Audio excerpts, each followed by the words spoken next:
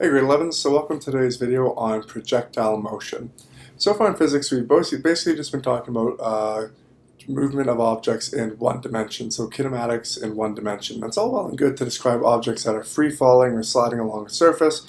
However, we're limited by the number of dimensions of motion because we're either going left to right or up to down and not really considering anything else. Considering motion of most objects like throwing a football, shooting a hockey puck, or firing a bullet, all consider both vertical and horizontal components. We need to look at how we can calculate these types of motion in what we call projectile motion. So football, hockey, soccer, baseball, basketball, firing a bullet, firing a cannon, all examples of projectile motion.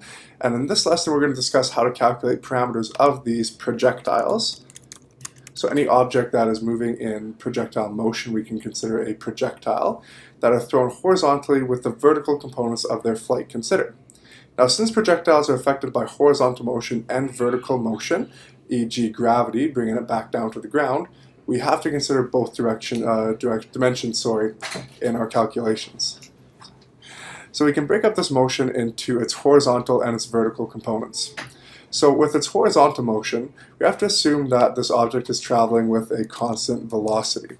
That is that in the horizontal direction, these objects are traveling in uniform motion. So we can use this formula, the average velocity horizontally, so we're going to signify this x as horizontal, equals the displacement in the horizontal motion over time. Its vertical motion, it's not in uniform motion, but we say it is uniformly accelerating.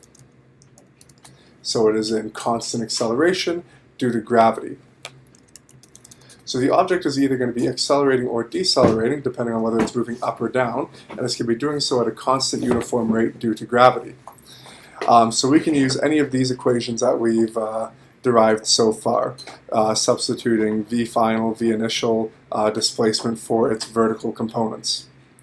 Now, when solving projectile motion problems, it's important to consider what are the horizontal components and what are the vertical components. And we're going to look at an example in that in just a second. One thing that's important to remember is that time is neither horizontal or vertical. That means that we're not going to be traveling a certain time in a vertical direction or in a horizontal direction. But what this means is that we can use time to help bridge the gap between horizontal and vertical components. So let's take a look at an example of using time and using different vector calculations to figure out the parameters of an object in projectile motion. So, in this case, we have a ball that's being thrown horizontally off a 50-meter tall building. So what I like to do when I'm solving questions is I like to put a little diagram in. So here's our building, and here's our little guy with the ball. My poor drawing. And he's throwing it off the building. That's 50 meters tall. So we can say the displacement in the vertical direction is negative 50 meters. Negative 50 because it's moving downwards. The object is displacing downwards. So it's negative 50 meters. And it's being thrown horizontally at a velocity of 20 meters per second. So the horizontal velocity equals 20 meters per second.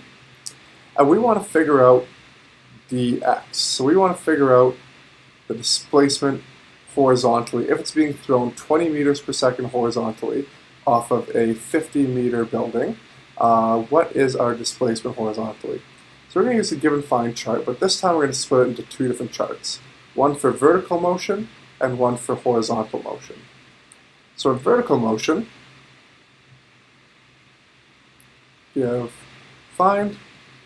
We are given the displacement, so dy equals negative 50 meters.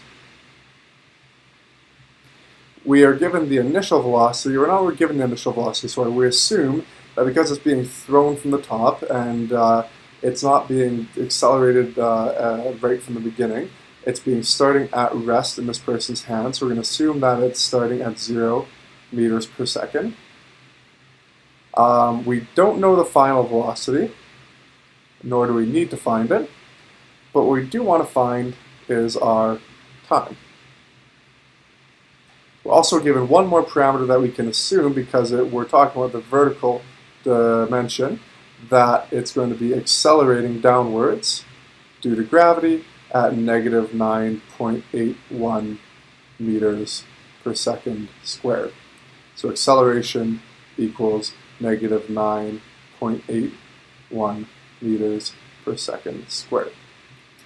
With our vertical component, we are given, our horizontal component, apologies, we are given our velocity, our uniform velocity, that is traveling 20 meters per second in the horizontal direction.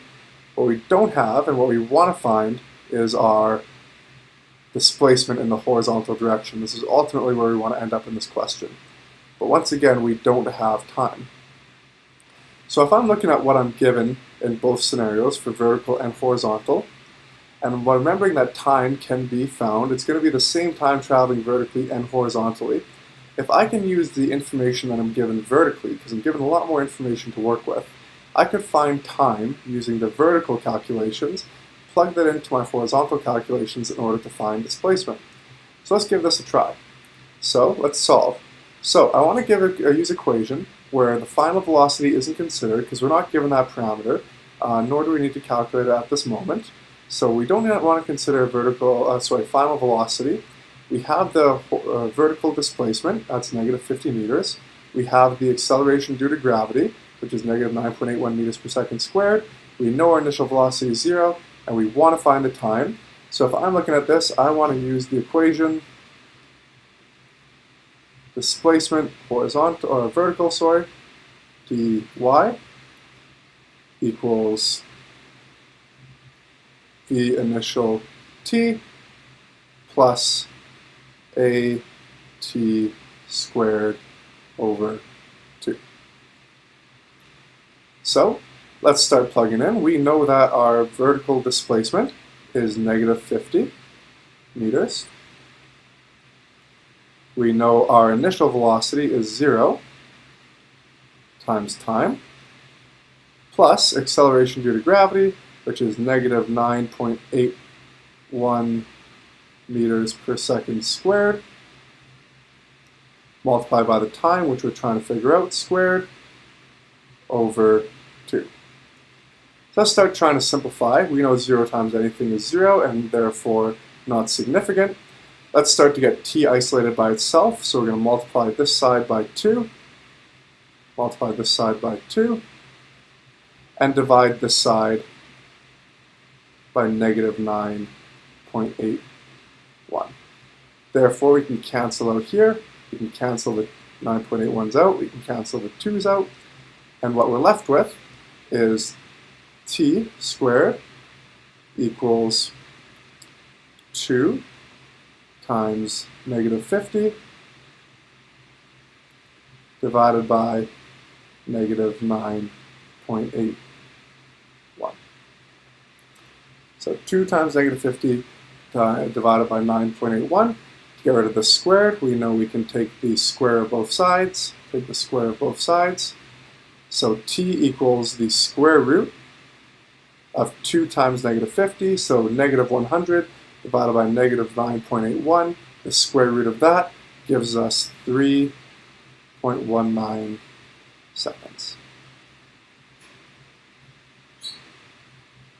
So now that we found our time, this object is in the air for a total of 3.19 seconds. Now in order to find our dx, all we have to do is plug this into our time. So now we know our time is 3.19.